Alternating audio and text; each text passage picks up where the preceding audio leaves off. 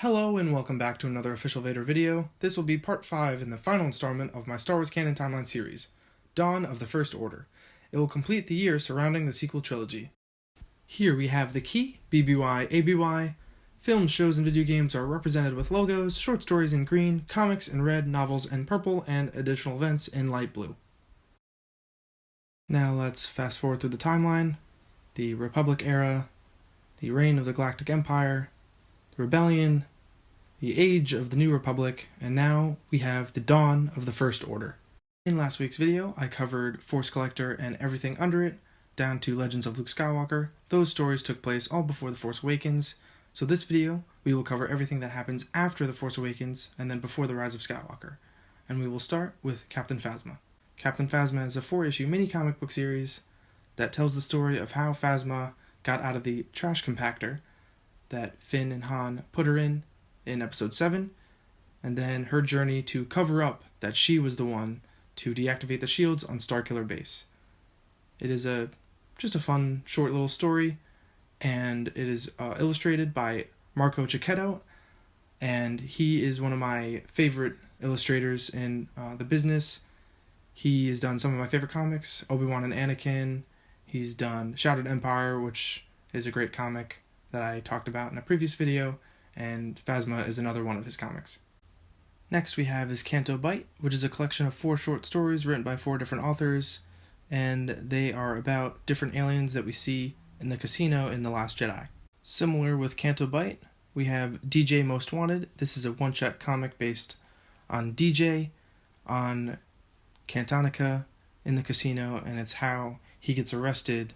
And where we see him in the movie, he's in the prison cell, so we just kind of get that backstory. It's just a one-shot. It's okay. If you like the character, I wasn't really a fan of the character, so that's probably why I didn't really care much about the comic. And then after that, we have Cobalt Squadron. I quite like this one. It is a story about Rose and her sister Paige. They are part of the Cobalt Squadron, the bombers that we see in the beginning of The Last Jedi. This story tells us where they were during episode 7, because if you remember, at the end of episode 7 they only send around like 12 or 13 X-Wings to go attack Starkiller Base, but the Resistance has bombers, so where were they? And they weren't available at the time. They were on another mission, and that's why they weren't at Starkiller Base with the other X-Wings. So this story tells you where they were during that movie. Now moving forward, we have Resistance Reborn, written by Rebecca Roanhorse.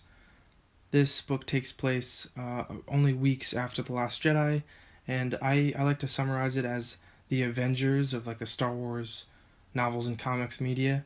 It has a bunch of cameos and characters from different books, different even video games, the movies, and they all kind of come together, and Leia is kind of rebuilding the Resistance after its decimation on Crate. So I highly recommend that book if you're interested in how the Resistance, kind of got allies, or why some allies didn't contact her Resistance fighters on Crate during The Last Jedi. Star Wars Allegiance is a 4-issue comic book series illustrated by Marco Cicchetto. I mentioned him before. I'm a huge fan of his work. As you can see here, those 4 issues of the series combine to make a huge panoramic photo, and it looks amazing. The issues themselves, it's about the Resistance going to Mon Cala to recruit the Mon Calamari into the war, and that's where we meet Aftab Akbar, Admiral Akbar's son. Following Allegiance, we have Spark of the Resistance, a short story written by Justina Ireland. It stars Rose, Rey, and Poe on a separate mission.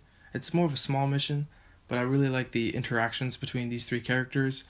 We didn't get any Rose and Rey in The Rise of Skywalker, so if you want to see their interactions, this book is a good read. And then you also get some Poe and Rey arguments, just like they were arguing in The Rise of Skywalker 2. And then we move on to Black Spire. It acts as a sequel to Phasma, Delilah Dawson's novel, because the characters in Phasma continue on in this novel, and I'm a big fan of these 2 books. I really like the new characters that she introduced, and it's a very entertaining story. It takes place on Batuu, which is where Galaxy's Edge in Disney World is located. And then speaking of Galaxy's Edge, we have a 5-issue miniseries comic called Galaxy's Edge, and it's really just about Doc Ondar's Den of Antiquities and stories about how people have gotten things in his shop for him in the past. And some characters cross over from the Allegiance comic and they enter this comic. So you can read Allegiance and then you can read Galaxy's Edge to get their full story. And then we move to A Crash of Fate, also taking place on Batuu. It's a novel written by Zoraida Cordova, and I did like this one as well. It's more of a short. It acts as a short story because it seems like it's separated from the rest of the galaxy. It's really just these two kids growing up on Batuu and falling in love, and it's their story just on this planet. And then it kind of ties in with the rest of the galaxy towards the end. And then finally, that kind of leads into the attack on Finalizar over Batuu. If you don't know, the Finalizar is Kylo Ren's flagship that we see in The Force Awakens and The Last Jedi. And this is the Rise of the Resistance experience that if you go to Disney World at Galaxy's Edge, you will experience this, and that's when this event takes place in the canon. So what happens is the Resistance infiltrates the Finalizar, they damage it heavily, and that's why in The Rise of Skywalker, Kylo Ren's flagship is no longer the Finalizar, but he moved to the Steadfast, where General Pride is. And that's the entirety of the Skywalker Saga timeline.